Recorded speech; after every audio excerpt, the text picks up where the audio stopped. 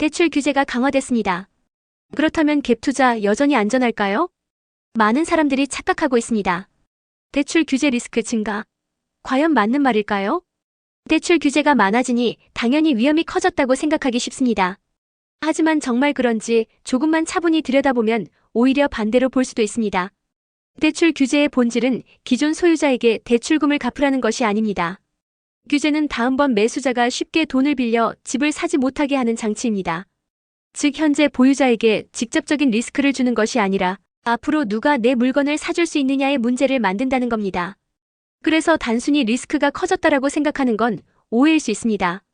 첫째, 갭 투자를 고민하신다면 내가 들어간 전세 보증금, 그리고 향후 매수자가 대출을 받아서 살 수 있는 여건을 반드시 따져야 합니다. 둘째, 단순히 대출 규제가 강화됐다는 뉴스에 휘둘리지 말고 규제가 매수 수요를 어떻게 줄이는지 구조적으로 분석해야 합니다. 셋째, 시장에서 거래가 줄고 가격이 하락할 가능성까지 계산해 안전 마진을 확보해야 합니다. 대출 규제, 정말 매도자에게도 리스크일까요? 많은 분들이 여기서 오해를 하고 계십니다. 이미 집을 가진 사람에게는 대출 규제가 직접적인 영향을 주지 않습니다. 문제는 집을 사러 오는 다음 매수자가 대출을 받기 어려워진다는 점입니다. 그래서 매도자 입장에서는 집이 잘 안 팔릴 수 있다는 불안이 생기죠.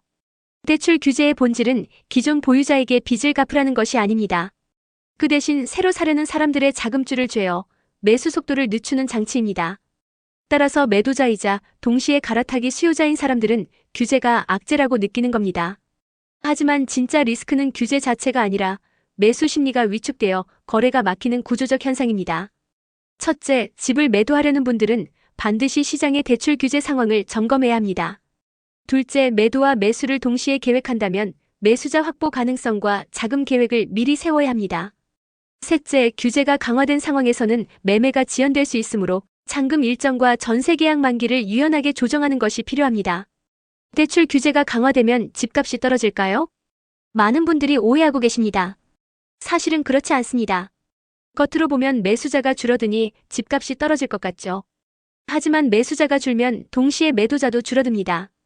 결국 거래량이 같이 위축되는 겁니다. 그래서 단순히 대출 규제 집값 하락이라고 생각하는 건 착각일 수 있습니다.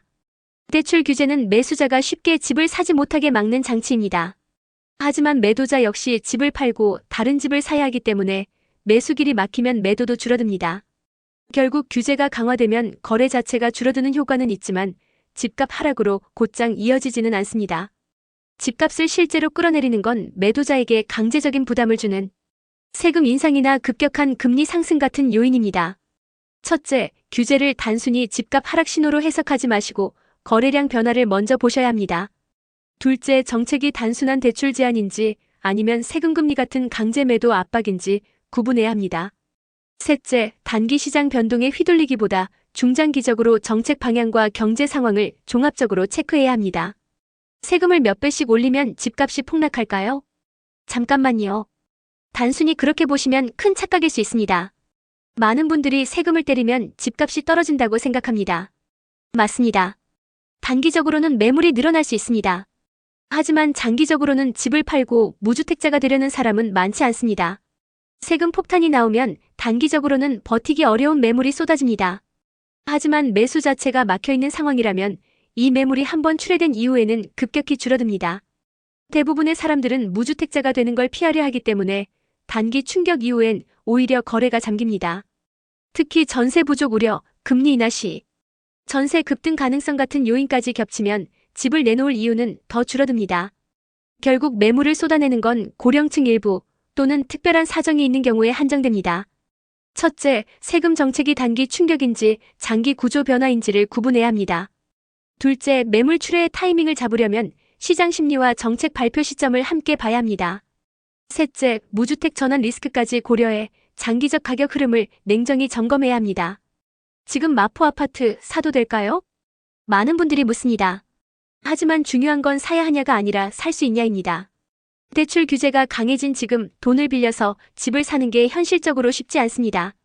그래서 단순히 마포를 사도 되냐보다 지금 내 상황에서 실제로 살 수 있느냐를 먼저 따져야 합니다. 대출 규제는 집값을 직접 떨어뜨리는 장치가 아니라 거래 자체를 줄이는 장치입니다. 결국 매도자도 매수자도 모두 위축돼 거래가 막히는 구조입니다. 그런 상황에서 집을 사려면 사실상 전세를 끼고 들어가는 방법밖에 없습니다. 다만 전세를 활용한 갭 투자는 리스크가 존재합니다. 특히 세입자 보증금 반환 문제가 발생할 수 있기 때문입니다. 첫째, 대출이 막힌 지금은 전세를 활용한 매수 전략이 현실적입니다. 둘째, 전세 끼고 매수한다면 반드시 전세 가율, 세입자 보증금 안정성, 지역 시세 변동성을 꼼꼼히 확인해야 합니다. 셋째, 같은 마포라도 모든 아파트가 똑같지 않습니다. 단기적으로 과열된 고점 물건과 상대적으로 소외된 물건을 구분해야 합니다. 강남, 똘똘한 한 채만 답일까요? 아니면 옆 단지가 더 나을까요? 많은 사람들이 같은 실수를 반복하고 있습니다. 요즘 시장은 최상급 입지, 최상급 단지만 오른다는 인식이 강합니다. 그래서 다들 무리해서라도 고점에 있는 아파트를 사야 한다고 생각하죠. 하지만 조금만 시각을 바꾸면 다른 기회가 보일 수도 있습니다. 첫째, 단순히 좋은 집무 조건 최고라는 생각을 버리세요. 둘째, 실제 투자금과 대출 규모를 계산해 수익률 기준으로 비교해 보셔야 합니다. 셋째, 장기 거주 계획이 아니라면 무리한 추격 매수 대신 소외 단지를 점검하는 전략이 필요합니다. 50년 뒤에도 강남은 여전히 서울의 중심일까요? 아니면 새로운 지역이 강남을 대체할 수 있을까요? 사실 1970년대에는 지금의 강남을 아무도 상상하지 못했습니다. 2000년대 초반에도 스마트폰이 우리의 삶을 이렇게 지배할 줄 몰랐죠. 그러니 50년 뒤를 정확히 예측하는 건 무의미합니다. 하지만 시각을 바꿔 생각해 볼 수 있습니다. 강남이 무너질까? 라는 질문보다 강남을 넘어설 만한 지역이 있을까? 라는 질문이 더 현실적입니다. 상대평가로 보면 강남의 입지를 위협할 지역은 현재로선 뚜렷하게 떠오르지 않습니다. 첫째, 미래를 단정하기보다 현재 입지를 위협할 변수들을 꼼꼼히 따져야 합니다. 둘째, 교통망 개발, 산업구조 변화, 학군 인프라 재편 같은 요인들이 새로운 지역을 만들 수 있는지 점검해 보셔야 합니다. 셋째, 투자 판단은 50년 뒤를 예측하기보다 지금과 가까운 5년, 10년 안의 변화에 집중하는 것이 훨씬 합리적입니다. 강남을 대체할 지역이 나올 수 있을까요? 50년이 지나도 쉽지 않은 이유가 있습니다. 부동산 투자를 해보신 분들은 다 아실 겁니다. 강남은 단순히 땅값이 오른 게 아니라 한국의 모든 인프라가 집중된 지역입니다. 교통, 교육, 금융, 기업 본사까지 한 곳에 몰리면서 국가 성장기의 혜택을 독점적으로 받은 곳이죠. 이렇게 몰빵된 인프라를 다른 지역에 똑같이 옮겨놓을 수 있을까요? 첫째, 강남에는 이미 수십조 단위의 국가 인프라 투자가 이루어졌습니다. 둘째, 향후 일부 지역 개발이 있더라도 핵심은 여전히 강남과 강남 인근에 집중될 수밖에 없습니다. 셋째, 교통망의 핵심 설계도 대부분 어떻게 강남에 빨리 도달할 수 있는가였습니다. 지하철이든 도로든 버스든 결국 강남 접근성을 높이는 방향으로 발전했습니다. 첫째, 투자를 고려할 때 강남과의 접근성을 최우선으로 따지세요. 둘째, 새 노선이나 교통망 계획이 있다면 강남과의 연결성을 기준으로 판단해야 합니다. 셋째, 강남을 직접 사기 어렵다면 강남 인근, 즉 파생 수요를 흡수할 수 있는 지역을 공략하는 것도 방법입니다. GTX가 왜 이렇게까지 강남을 중심으로 설계되는지 아십니까? 이걸 보면 앞으로도 강남의 위상은 쉽게 흔들리지 않는다는 걸 알 수 있습니다. 예전엔 GTX 같은 초고속 교통망이 없었습니다. 하지만 지금은 A노선, BC노선, 나아가 DEF까지 만들겠다고 하죠. 그 이유는 단 하나, 어떻게든 강남에 빨리 도착하게 하려는 겁니다. 첫째, GTX의 노선 설계 목적은 대부분 강남 접근성 강화입니다. 둘째, GTX B노선이 강남을 지나지 않는다는 이유로 시민들이 강하게 반발한 사례가 있습니다. 셋째, 교통망 투자 방향이 이렇게 강남에 집중된다는 것은 앞으로도 강남 중심의 구조가 쉽게 깨지지 않을 거라는 증거입니다. 첫째, 신규 교통망 발표가 나오면 반드시 강남과의 연결 여부를 먼저 확인하세요. 둘째, 강남과 직접 연결되지 않더라도 환승을 통한 접근성이 얼마나 빠른지가 중요합니다. 셋째, GTX 개통 예정지를 기준으로 강남 접근. 시간이 단축되는 지역을 우선 투자 후보로 삼으셔야 합니다. 제2의 강남? 아닙니다. 이제는 제2의 서울이 필요합니다. 강남을 대체할 수 있다고 생각하는 건 착각일 수 있습니다. 강남은 이미 수십 년간 모든 국가 자원이 쏟아져 만들어진 공간입니다. 그걸 단기간에 대체하는 건 불가능합니다. 그렇지만 앞으로 수요가 몰릴 걸 생각하면 강남만 바라보다가는 답이 없습니다. 첫째, 제2의 강남이 아니라 제2의 서울을 만들어야 합니다. 둘째, 국가 차원에서 향후 10년간 총력을 다해 신도시, 교통망, 산업 클러스터를 집중 개발해야 합니다. 셋째, 그 과정에서 2등, 3등 지역들이 수요를 분산하는 역할을 할 수밖에 없습니다. 첫째, 잠실이나 강남 같은 1등 입지의 가격은 당분간 조정이 있을 수 있음을 감안하세요. 둘째, 대출 부담이 크다면 팔까 말까로만 고민하지 말고 본인의 투자 기간과 현금 흐름을 먼저 점검해야 합니다. 셋째, 장기 보유가 어렵다면 지금 상황에서 차라리 2등, 3등 지역으로 갈아타는 전략도 고려할 수 있습니다. 잠실 아파트 가격, 지금 너무 오른 걸까요? 아니면 아직도 저평가일까요? 많은 분들이 잠실은 비싸다고만 생각합니다. 하지만 데이터를 자세히 보면 이야기가 달라집니다.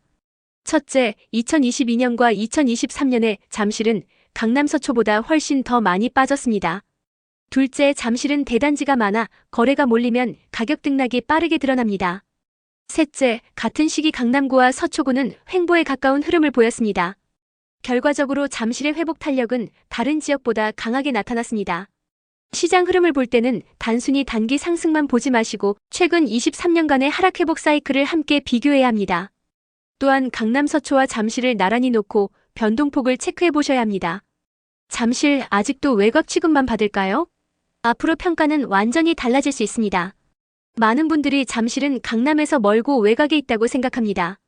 실제로 강남역 기준으로 보면 그렇게 느껴질 수 있습니다.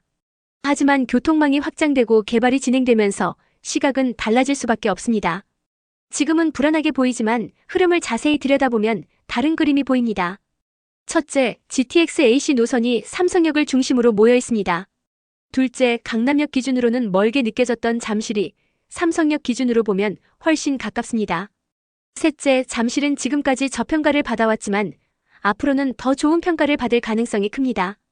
잠실을 볼 때는 단순히 현재 위치가 아니라 앞으로 연결될 교통망과 개발축을 고려해야 합니다. 특히 GTX 개통 시 삼성 잠실 간 접근성을 직접 비교해 보시는 것이 중요합니다. 집값이 올라도 이자와 세금 때문에 남는 게 없다면 그 투자는 정말 내 것일까요? 많은 분들이 버티면 언젠가 수익이 난다고 생각합니다. 하지만 현실은 다릅니다. 세금과 이자에 번 돈을 고스란히 내놓게 된다면 결국 손에 쥐는 게 거의 없습니다.